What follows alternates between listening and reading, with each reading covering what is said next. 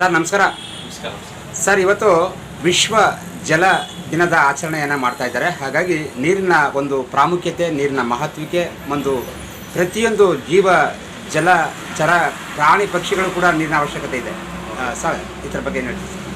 ನೋಡಿ, ಇವತ್ತು 22/3/2025 ವಿಶ್ವ ಜಲ ದಿನದ ಆರ್ಥಿಕ ಶುಭಾಶಯಗಳನ್ನು ನಾನು ತಿಳಿಸ್ತೇನೆ. ಮೊದಲನೇದಾಗಿ, ಮನುಷ್ಯ ಬೆಳಗಿಂದ ಸಂಜೆ ತನಕ ಆಹಾರ ಇಲ್ಲದೆ ಬದುಕ್ಬೋದು, ಆದರೆ ನೀರಿಲ್ಲದೆ ಬದುಕೋಕ್ಕೆ ಅಸಾಧ್ಯ. ಒಂದು ಆಹಾರ ಸೇವನೆ ಮಾಡಬೇಕಾದ್ರೂ ಮೊದಲನೇದಾಗಿ ಫಸ್ಟ್ ನೀರಿನ ಸೇವನೆ ಮಾಡಬೇಕಾಗಿರೋದು ಬಹಳ ಮುಖ್ಯವಾದದ್ದು. ಹಾಗಾಗಿ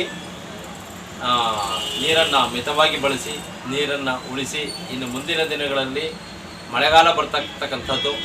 ಈ ಮಳೆಗಾಲದಲ್ಲಿ ಈ ಮಳೆ ನೀರನ್ನು ಶೇಖರಣೆ ಮಾಡುವ ಮೂಲಕ ಇನ್ನೂ ಅಂತರ್ಜಲವನ್ನು ಇನ್ನೂ ಹೆಚ್ಚಿಸಬೇಕು. ಈಗಾಗಲೇ ಸಾವಿರಾರು ಅಡಿ ಈ ಅಂತರ್ಜಲವನ್ನು ಕುಸಿದಿದೆ. ನಮ್ಮ ಗುಂಡ್ಲುಪೇಟೆ ತಾಲೂಕಿನಲ್ಲಿ ಅಂತರ್ಜಲ ಕುಸಿದಿದೆ. ಒಂದು ಕಾಲಘಟ್ಟದಲ್ಲಿತ್ತು ಬರೀ 4 ಅಡಿ 5 ಅಡಿ ತೋಡಿದ್ರೆ ನೀರು ಬರ್ತಿತ್ತು. ಅದಕ್ಕೆ ಗುಂಡ್ಲು ನದಿ ಅಂತ ಒಂದು ಹೆಸರಿತ್ತು. ಆ ಒಂದು ಪರಿಸ್ಥಿತಿ ಹೋಗಿ ಇವತ್ತು ಸಾವಿರಾರು ಅಡಿಯನ್ನು ಅಳೆದ್ರೂ ಕೂಡ ನೀರನ್ನು ಬರದೇ ಇರತಕ್ಕಂಥ ಪರಿಸ್ಥಿತಿ ನಿರ್ಮಾಣವಾಗಿದೆ. ನಮ್ಮ ಈ ಮಣ್ಣಿನಲ್ಲಿ ಅಂತರ್ಜಲ ಬಹಳ ಕುಸಿದಿದೆ.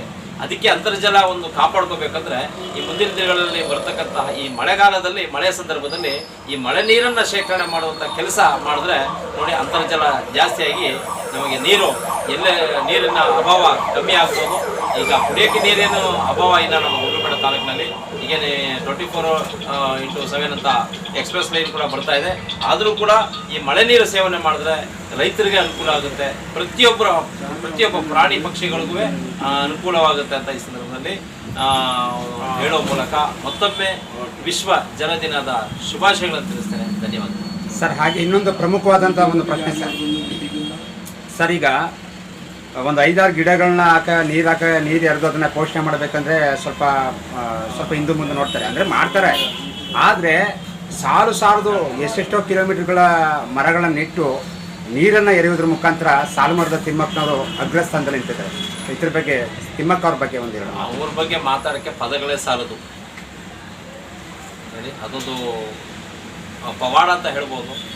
ಆ ರೀತಿ ಯಾರೂ ಮಾಡೋಕ್ಕಾಗಲ್ಲ. ಸಾಲುಮರದ ತಿಮ್ಮಕ್ಕದ ಬಗ್ಗೆ ಮಾತಾಡಬೇಕು ಅಂದರೆ ಅದು ಒಳ್ಳೆ ವಿಚಾರವಂತರಾಗಿರಬೇಕು. ಅವ್ರ ಬಗ್ಗೆ ನಾನು ಅಭಿಮಾನಗಳನ್ನು ಸಲ್ಲಿಸ್ತೇನೆ. ಸಾಲುಮರದ ತಿಮ್ಮಕ್ಕವಾಗಲಿ, APJ ಅಬ್ದುಲ್ ಕಲಾಂರವರಾಗಲಿ, ಅವರೆಲ್ಲ ಬಹಳ ಪರಿಸರದ ಬಗ್ಗೆ ಬಹಳ ಕಾಳಜಿ ಇರ್ತಕ್ಕಂಥವರು. ಹಾಗಾಗಿ ಪ್ರತಿಯೊಬ್ಬರು ಈ ಪರಿಸರದ ಕಾಳಜಿಯನ್ನು ವಹಿಸಬೇಕು ಅಂತ ಈ ಸಂದರ್ಭದಲ್ಲಿ ನಾನು ಒಬ್ಬ ಪರಿಸರ ಪ್ರೇಮಿಯಾಗಿ, ಒಬ್ಬ ಹೋರಾಟಗಾರನಾಗಿ ಹೇಳೋಕ್ಕೆ ಇಷ್ಟಪಡ್ತೇನೆ. ಓಕೆ ಸರ್, ತುಂಬ ಧನ್ಯವಾದಗಳು ಸರ್. ಧನ್ಯವಾದಗಳು.